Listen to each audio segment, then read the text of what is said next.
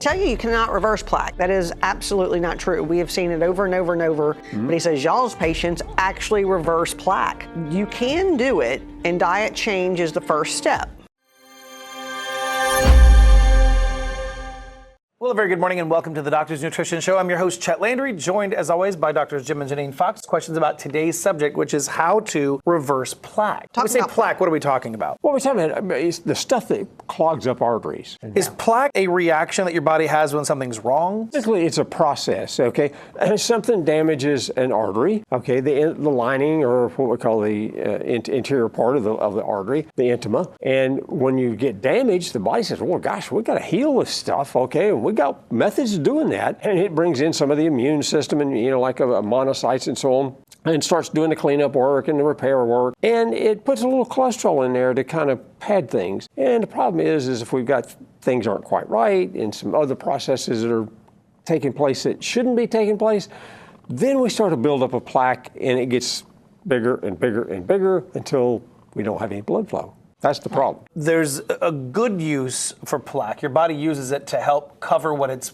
healing or what it's fixing. Right, exactly. But then you can cause additional plaque that is not great. Right. Let's talk about that. What is it? What are we doing that's increasing that production? I think probably one of the big things that we see the most is probably the dietary stuff that we do. Like, for instance, we've talked, a long time on the show about oxidized LDL, about the seed oils, things in the diet that people should be trying to avoid, because we got the science that says, hey, this stuff's bad for us. Okay, so let's get away from it.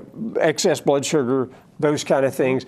All those things are kind of processes that lead to more buildup of that plaque. That's the problem. Right. Like I said, the blood sugar, they definitely know that diabetics are more likely to have heart disease. And the reason is because the damage that's done by the sugar is huge. Right. Even insulin, high insulin, which is very common in a type 2 diabetic, will definitely damage the inside lining of the arteries. And if you damage the arteries, you're going to have to try to patch it up. I imagine all the things we're buying in the middle of the store, that's not helping either. Right. One thing you want to look at when you go buy anything, I tell people, look at labels, read labels. Soybean oil is one of the worst. They've definitely shown that it increases foam cells, and foam cells increase plaque. So they know that, and if you start looking on the inside of the grocery store, so many of those foods have soybean oil. There's other oils that aren't great either.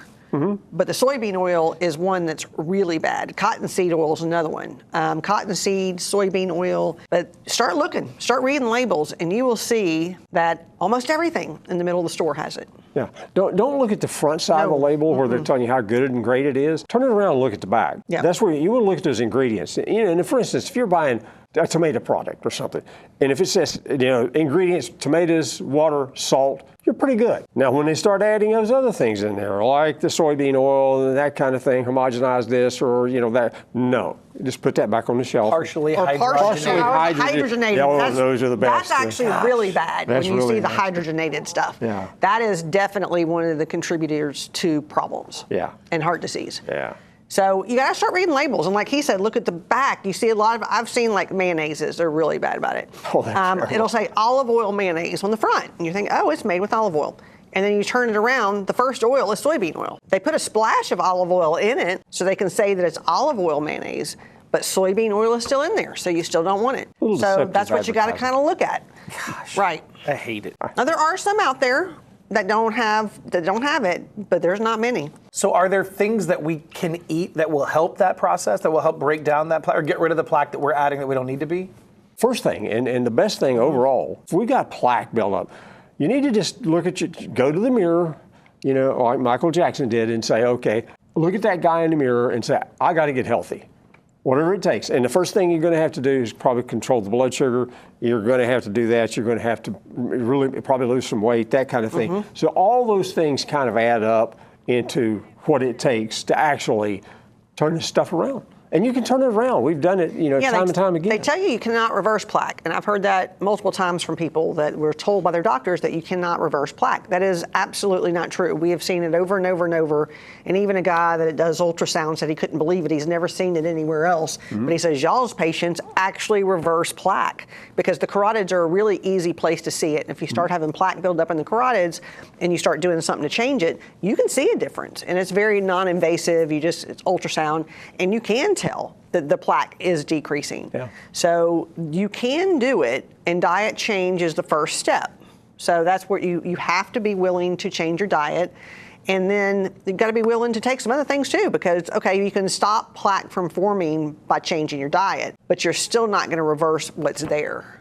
So that's when the supplements come in. You answered my question. So we can stop it from forming. Yes. But just changing your diet's not going to.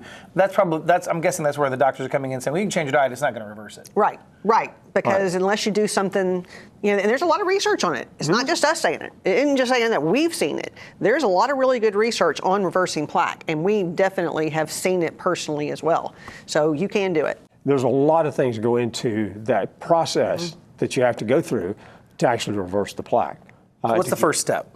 The first step is when you start looking at that, of course, obviously, the first step is the diet. That's the first step. The first thing we do when we look at something like this is we want to make sure you got adequate vitamin D. Okay, and not just a little bit, not just the recommended daily allowance, which is maybe enough to keep you alive, but we want to see where you are, because you have to be optimal with a lot of this stuff, not just in range, optimal. And vitamin D is big, huge, because there's always, when you have that plaque, there's always a little calcium that gets involved, and so we got to get rid of that. So we typically use, we look at the vitamin D first, and then we're going to adjust the dosage, and we're going to use something like our ADK, which has got your D and your K2 in it, because all those three nutrients, A, D, and K2, are needed to make something called osteocalcin, which is something that's going to help pull that calcium out of that plaque, so we can now get to the underlying problems. And we might have to adjust. If somebody's D is normal and already optimal, we'll use just our K2, because K2 is one of the most important things in reversing plaque. Yes. So the K2 is very, very important. And so many people take D without K2. We always recommend taking K2 with D.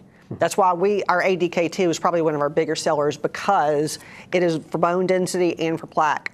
You definitely want them together. But like I said, some people, every once in a while, you'll find the red-headed, fair-skinned person that has plenty of vitamin D, and you can't give them a high-dose vitamin D. So that's where the lab work comes into play.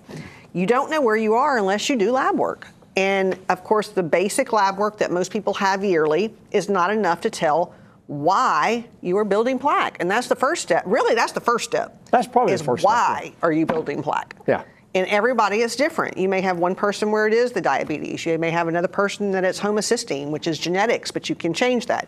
You have to figure out what underlying problems. Is your cholesterol oxidized? After someone dies, they actually look at the plaque and they find that all the cholesterol in plaque is oxidized. So oxidized LDL is one of your more important things to look at, which is rarely looked at because most insurance companies don't cover it. Right. So that is one of the things that we look at to see, okay, where's it coming from? And then we base what we can do according to that. So you have to lower homocysteine if it's elevated.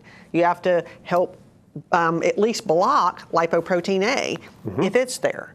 You have to lower oxidized LDL, which we do all the time. You can easily lower it. The thing is, these are not things that can't be helped. You just have to know what you're dealing with, because you don't want to have to take everything. And so if somebody just comes and says, okay, I want to reverse plaque, and they don't do lab work, okay, well, we just have to use every single thing we have because you don't know what the problem is. So that's why doing lab work really gets to the root of what the cause. And that is prevention, health, everything is getting to the cause, not just treating a symptom. Right. Well, and plaque is a symptom, technically. I was going to say, you could be treating a symptom that is a symptom of something else. Exactly. Yeah, exactly. Right. Thyroid problems definitely increase cholesterol. I mean, thyroid plays a role. Cortisol is horrible for heart health. Cortisol is your stress hormone. So you have to know where they all are. There's no way of getting overall health when you don't look at it all. Right. So I think that's why you have people say that you can't reverse plaque, because most people don't have all that checked. And if you don't have it checked, then you're not going to know which routes to go to decrease your plaque. What are some of the other supplements that you would suggest? I'd say probably one of the biggies that we use is something called Nattokinase. Natto Advantage. We use ours as Natto Advantage because we put together a formulation of just natto. Because a lot of people say, well, natto, and there's a tremendous amount of research on natto by itself. But what that does, it's a proteolytic enzyme which will help break down the proteins or digest the proteins that are holding that plaque together. Once you get the calcium out of the way, now you can get to it. The natto can go in and help chew it up and reverse it and get rid of it. But we put together a natto compound that has the nattokinase, it has serrapeptidase. Now, serrapeptidase is another one of those proteolytic enzymes, but it has really much better control over inflammation than even the nattokinase does. So we did that, and then we put some rutin in there because we know there's damage. You know, you got a damaged artery somewhere, and rutin is a bioflavonoid that is so good at helping to repair the damage done to the interior of the artery. So we put those three together. That's probably where we start the hard stuff. And we've seen such good results with that product. So Natto Advantage in a K2, whether it's by itself or with D, almost always used for reversing plaque.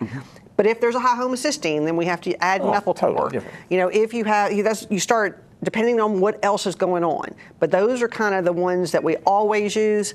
But there's definitely other things that can be used, you know, if there's an underlying problem. And controlling sugar, like I mentioned before, is a huge part of it. And so, yes, you got to stay away from the bad oils and things like that, but you also got to lower your sugar, especially if you're pre-diabetic and diabetic. And there's studies that show that damage is done to the inside lining of the arteries even before you're pre-diabetic. Yes. Unfortunately, first thing you see when you start looking at insulin resistance, and insulin resistance is basically pre-diabetes, you'll see triglycerides elevate. Now, if somebody has elevated triglycerides, even if your sugar is perfect, it's starting.